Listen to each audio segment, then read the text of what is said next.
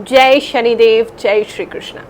मेरे प्यारे बच्चों, पितृपक्ष जो है वो प्रारंभ हो रहा है। सितंबर 29 से 14 अक्टूबर तक पितृपक्ष रहेगा। श्राद्ध में बहुत से लोग कह सकते हैं कि ये बहुत गलत समय होता है, अच्छा समय नहीं होता है, कोई अच्छी चीज़ नहीं करनी चाहिए, लेकिन इसका वास्तविक अर्थ क्या है और इस समय में हमारे जो पितृ हैं वो हमसे क्या कहना चाहते हैं, क्या कम्युनिकेट करना चाहते हैं, वो इस राशिफल के माध्यम से आपकी राशि अनुसार आज मैं आपको बताने वाली हूँ। So let's get started.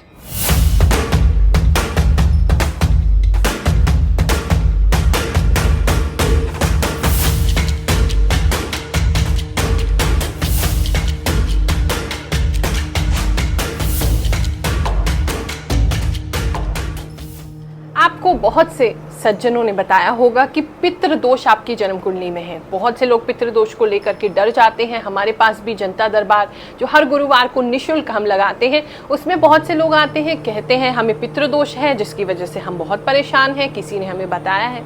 लेकिन पहले समझो आखिर ये पितृ होते क्या है। आपके जो पूर्वज थे, यानी कि आपके दादा, नाना, परदादा, परनाना, ये जितने भी आपके पूर्वज थे, ये सभी जब इनकी मृत्यु हो जाती है तो हम इन्हें पितृ मानते हैं, ये भगवान के पास चले गए। लेकिन अगर किसी की आत्मा जो है वो अतृप्त रहेगी तो ऐसा हो सकता है कि वो आपसे कुछ कहने का प्रयास करें, आपको कुछ बताने का प्रयास करें, अपनी इच्छा को पूरा कराने का प्रयास करें। लेकिन किसी भी केस में ये हो ही नहीं सकता कि आपके जो पितृ हैं, आप ही के जो पूर्वज हैं, आपके जो परनाना, परदादा हैं, वो आपको किसी प्रकार से क्षति पहुंचाए, क्योंकि आप उन्हीं का तो वंशज हैं, आप उन्हीं का तो खून है। वो कैसे चाहेंगे कि उनका ही परिवार उनके श्राप से तबाह हो जाए? ऐसा वो बिल्कुल भी नहीं करते हैं। हाँ, कई बार हमसे कम्युनिकेट करने की कोशिश करते हैं, हमसे संपर्क साधने की कोशिश करते हैं, कुछ संकेत देते हैं जिसके वजह से वो अतृप्त हैं, जिनसे उनकी अभी मुक्ति नहीं हुई है। और उनकी मुक्ति हेतु अगर आप जो कदम उठाने चाहिए उसको उठा लेते हैं, उनकी मुक्ति हो जाती है, उनका आशीर्वाद सदा हमें मिलता रहता है। लेकिन ऐसा बहुत कम होता है। ऐसा नहीं कि हर किसी के घर में पितृ हैं और वो पितृ आपको परेशान ही कर रहे हैं। कुछ लक्षण ऐसे देखे गए हैं जहां पर पितृ दोष मान सकते हैं। अगर आपके घर में बहुत समय से, मतलब जेनरेशंस बाद भी कोई एक समस्या चली आ रही है, मान लीजिए किसी के घर में बहुत सारे लोग हैं जिनकी शादी नहीं हो रही है, कई सारी ऐसी पीढ़ियां गुजर गई उसमें शादी नहीं हो रही है, बहुत अविवाहित लोगों की संख्या बढ़ती जा रही है, तो ऐसे में मानते हैं आपके जो पितृ हैं वो कहीं ना कहीं किसी एक की इच्छा पूरी नहीं हुई है, आपको संकेत दे रहे हैं, उनकी इच्छा आपको पूरी करनी चाहिए ताकि इस दोष से आप मुक्त हो सकें।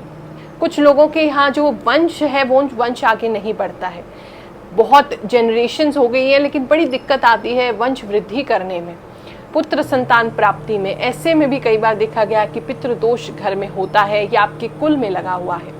ऐसे में बहुत सिंपल से कुछ चीज़ें हैं, आप बिल्कुल कर सकते हैं। अगर आपको पता चल जाता है कि आपके कोई पितृ हैं, अतृप्त हैं, उनकी इच्छाएं पूरी नहीं हो पाई हैं, उनकी आत्मा जो है उसको मुक्ति नहीं मिली है, तो श्रीमद् भागवत महापुराण इसका पाठ आप रखवाएं, कथा रखवा सकते हैं। उनके नाम से अवश्य ही उनकी मुक्ति। बड़ी रोचक सी एक कथा बताती हूँ। एक बार भागवत कथा हम कर रहे थे एक मंदिर में, किसी ने भागवत कथा का आयोजन कराया था, बहुत लोग आए, बहुत भीड़ थी। अब उस मंदिर के बाहर एक पीपल का पेड़ था। अब कथा जब होती है तो वहाँ एक बांस रखा जाता है जिसमें 7 गांठें तो होनी ही चाहिए। अब 7 गांठों वाला बांस रखा गया। हमने कथा पढ़ी पहले दिन, दूसरे दिन, और लोगों ने आकर के बताया कि गुरुमा ऐसा चमत्कार हमने आज तक कभी नहीं देखा। एक एक करके वो जो गांठ थी, जैसे कथा में हम बताते हैं धुंधकारी की कथा में कि प्रेत योनि में था वो, और उसने बांस में रह करके कथा सुनी और फिर उसकी 7वें दिन मुक्ति हुई। तो ऐसी ही सेम घटना, ये मेरी आंखों देखी बात है, वो बांस के भी मैंने दर्शन किए थे, वो पूरा बांस फट गया था, 7 गांठें उसकी खुल गई थी। तो हमने खुद इस चमत्कार को देखा है कि श्रीमद् भागवत महापुराण को करने से, कथा श्रवण करने से, मूल पाठ रखवाने से हमारे पितरों की शांति होती है। तो आप उसका आयोजन कर सकते हैं।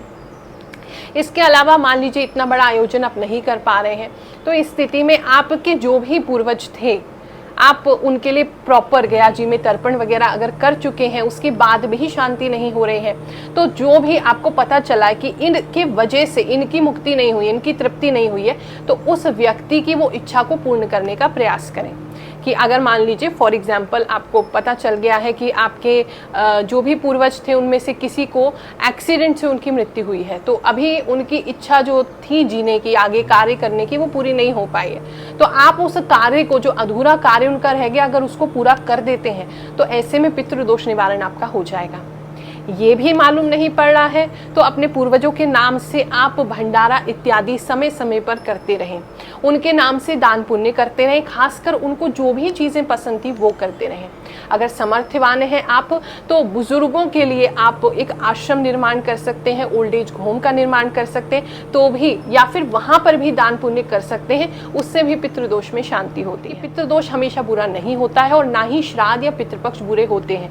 बहुत से लोग ऐसा समझते हैं कि श्राद्ध में कोई कार्य नहीं करें, इसलिए नहीं करें कि आप डर गए हैं या कोई समय बुरा आया है इसलिए आप अच्छा काम नहीं कर रहे हैं। आप जो गुजर गए हैं, आपके माता पिता हो सकते हैं, आपके दादा दादी, नाना नानी, पर दादा, पर नाना, या कोई भी आपका प्रियजन गुजर गया, उनकी याद में ये 15 दिन आप निकालें।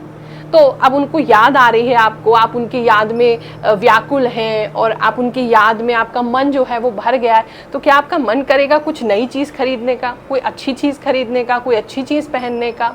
तो इसलिए श्राद्ध में कोई नए कपड़े नहीं पहनते हैं, नए घर में नहीं जाते हैं, नए घर को खरीदते नहीं हैं, नए वाहन को खरीदते नहीं हैं, शादी ब्याह की बातें नहीं करते।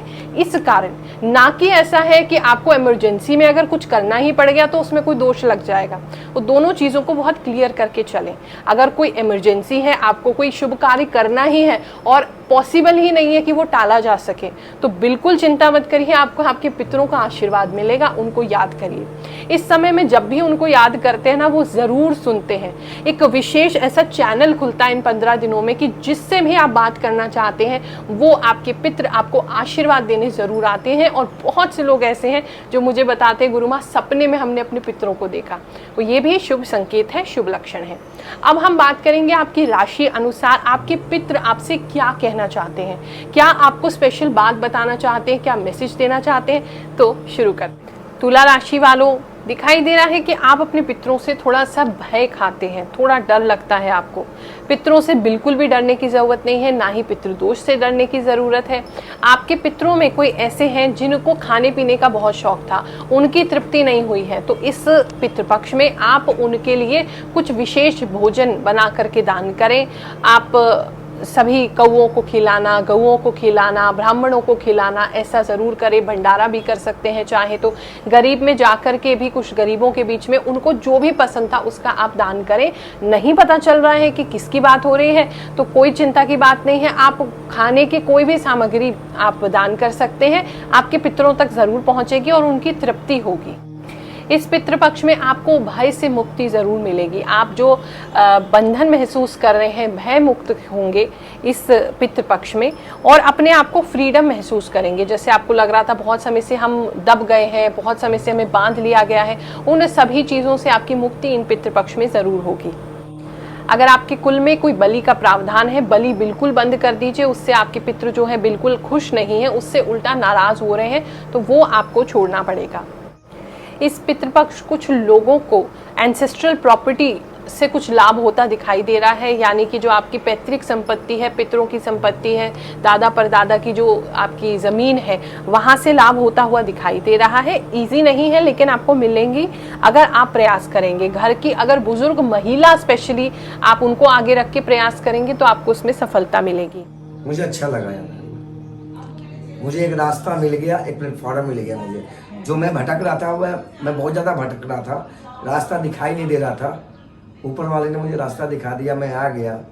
सबसे बड़ी बात है कि 1 रुपए की लागत नहीं लगती, यहाँ कुछ मांगते नहीं है चढ़ावा, कुछ देना नहीं पड़ता है। और गुरु माँ जो सेवा कर रहे हैं बिल्कुल फ्री में, इतना टाइम देती है, सुबह से बैठे हुए शाम तक लोगों को टाइम देना, ये बहुत बड़ी बात है।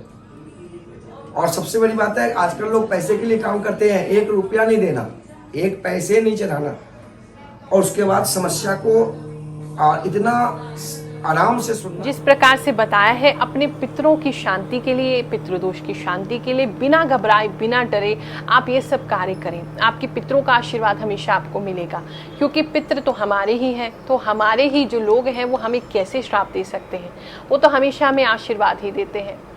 यही मेरी कामना है कि आप सभी के पितृ इन 15 दिनों में आपके साथ मिलें, आपसे बात करें, आपको आशीर्वाद दें और आपकी भावनाएं भी उन तक पहुंच सके। आपसे अगर कोई भूल हो गई, कोई त्रुटि हो गई है तो आप उनसे क्षमा मान सके और वो भी उन तक पहुंच पाए, यही मेरी प्रार्थना है। आप सभी को आशीर्वाद देते हैं। जय शनिदेव, जय श्री कृष्ण।